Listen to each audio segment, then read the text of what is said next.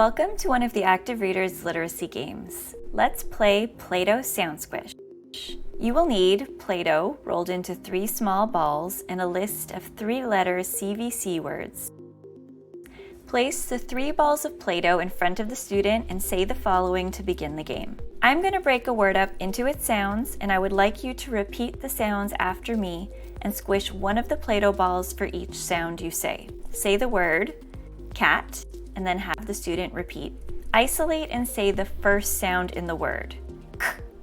Have the student repeat this sound while they squish the first ball of Play-Doh. Then isolate and say the second sound in the word. Ah.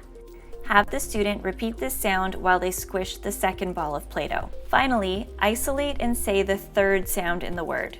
T. Have the student repeat this sound while they squish the last ball of Play-Doh. Run through the second example with the student, moving a little faster. Mat. Ah. T. Try it today. Thanks from the Active Reader.